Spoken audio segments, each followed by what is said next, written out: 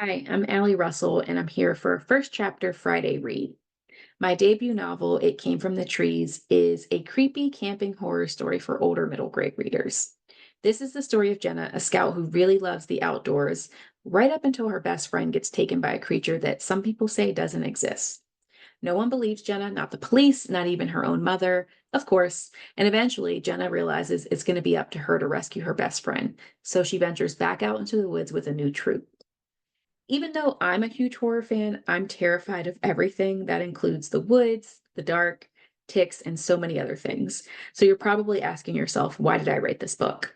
There are simple reasons, like I really like being scared in that safe way that only horror books offer.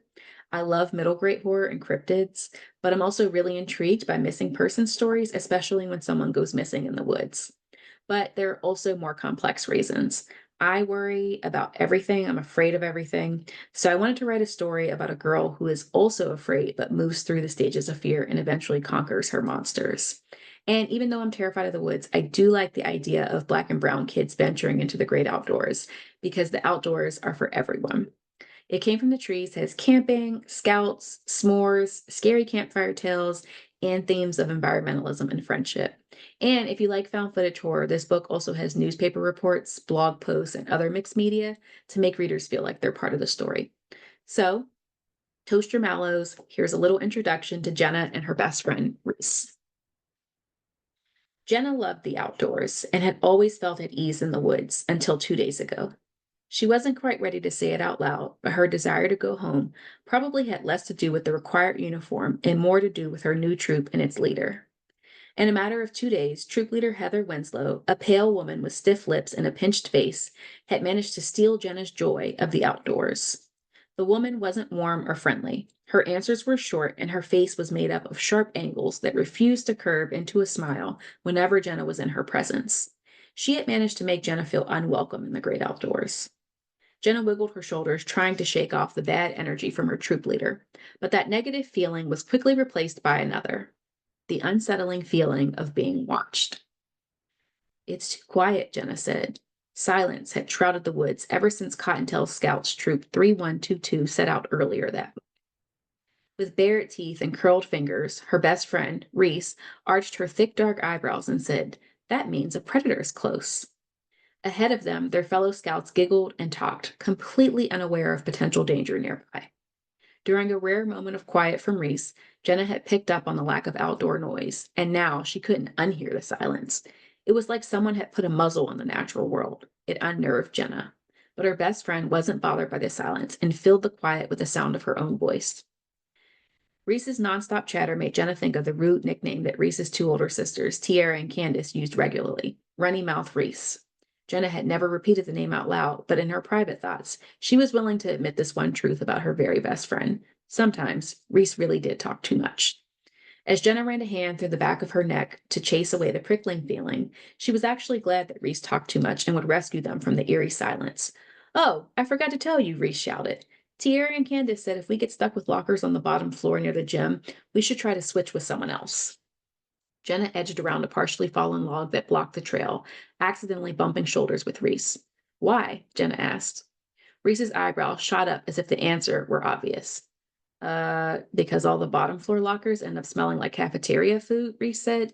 She wrinkled her nose in disgust as she hopped over a tangle of branches. "Tiara's coat always used to smell like chicken nuggets when she came home from school," she added.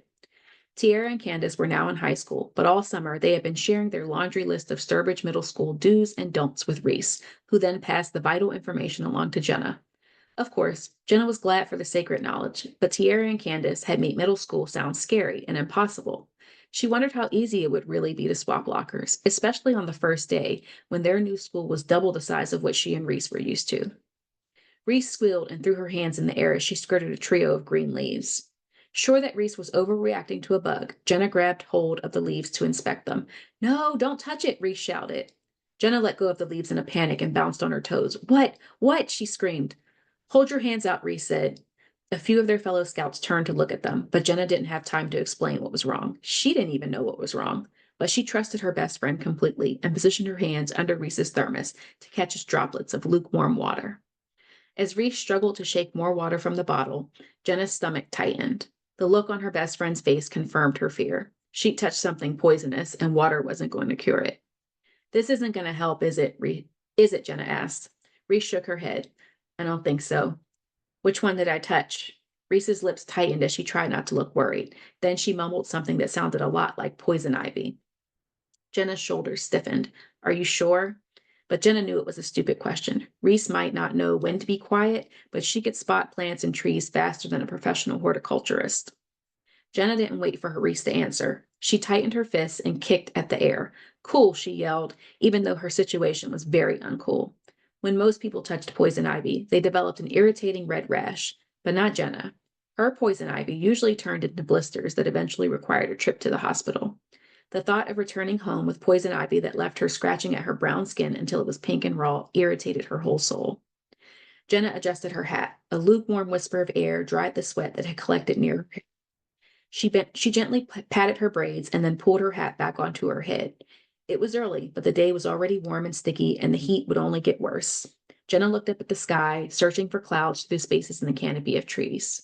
She could use a downpour right about now. She'd rather be wet than have poison ivy. But there wasn't a single cloud in sight, just a steady stream of warm, stubborn sunshine. It'll be okay, Reese said. When we get to camp, we'll wash your hands and it will be fine. And maybe we'll stumble across some jewelweed. What is that? Will it help? Jenna asked. Reese shrugged. Some people think it helps, she said. Be on the lookout for orange flowers. Jenna inhaled and tried to calm her irritation, but she choked midway through her deep breath. She covered her mouth and nose with the hand that wasn't slowly festering with poison ivy. What's that smell? She asked. Reese turned her nose up to the wind and sniffed a few times. Her nose crinkled. I don't know. Rain? She asked. But the scent that hung in the air did not smell like any rain that Jenna had ever smelled. The scent was sour, like sweat and unwashed hair. It was strong, and Jenna was sure she could taste it on her tongue. The sharp sound of a whistle punctured the air. Troop Leader Winslow's voice barely reached them, but Jenna heard the words, keep up. She and Reese rolled their eyes at each other and continued walking behind their fellow scouts. Reese, of course, was always ready to fill the silence with her own voice. Oh, did I ever tell you what it's called when you can smell the rain? It's called petrichor. I don't know if I'm pronouncing it right because I read it in a book, but talk of the weather made Jenna think of Reese's dad, Mr. Morgan, who was a meteorologist at the local news station. Are you going to your dad's next weekend? Jenna asked. She knew she had cut Reese off, but sometimes that was the only way to be part of the conversation. Reese's parents had separated several months before, and now she and her sisters had to spend weekends with their dad, which left Jenna bored and lonely on Saturdays and Sundays. She hoped Reese wouldn't have to go. It was a selfish wish, but she also knew that her best friend didn't like the living arrangement either, so that made her feel a little less self-absorbed. I don't know. My mom said he might have to travel to report on that hurricane. Reese snapped her fingers. Brandy? I think it's Brandy. So we might get to stay home next weekend. At least you'll get to see him on TV, Jenna said. In another rare moment of quiet, Reese shrugged and tilted her head toward the ground. Hang on, she said. Gotta tie my shoe. Her body sank low to the ground. Jenna, whose eyes had remained trained on the same general area where Reese had been standing, caught a dark blur of movement in the trees. Her blood and body froze. She choked on a gasp, and her heart skipped a beat. The breath in her lungs was snatched away so suddenly that her chest ached, and she felt every single hair on her body stand up straight, like they too were witnessing the horror of what she was seeing. Something was staring back at her from among the trees. It was tall and coated in dark fur. Or was it hair? And it was standing on what appeared to be two legs, with one massive hand, with fingers pressed against the trunk of the tree. Huge nostrils flared in a human-like face as its chest rose and fell in quick bursts, like it was breathing hard or smelling the air. When it locked eyes with Jenna, its lips peeled back to reveal teeth that looked ready to tear and rip. Jenna wanted to shout at Reese, to tell her to look, but the most she could do was wiggle her fingers in Reese's face. Her friend must have thought she was messing around, because Reese only swatted back at her fingers while laughing. Jenna's brain tried to classify what she was seeing, but the only results she could conjure were images of great apes. Her brain wanted to accept the ape theory, but her gut disagreed. Her muscles, which had felt like gelatin just seconds before, were now tensed and ready to flee. Her body and her animal instincts were screaming at her, telling her to run from this predator. Reese was still facing the ground, checking her shoelaces and bobbing her head to music only she could hear. Troop 3122 was moving along the trail without them. Less than 75 feet away, a creature from a horror story was stalking them, and only Jenna knew. I hope you enjoyed that first little bit of chapter from It Came from the Trees. And if you're a young reader, if you are a young reader or looking for a camping horror story, please consider adding It Came from the Trees to your collections when it publishes on July 30th.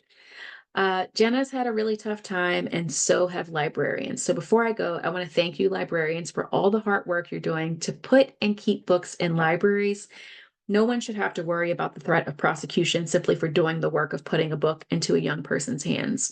So when you walk through your library doors each day, please know that you're not walking through those doors alone. There really is an army of angry authors, illustrators, parents, and readers right behind you. And in case it's helpful for you to know, the group Authors Against Book Bans is working really hard to stand united against these unconstitutional book bans.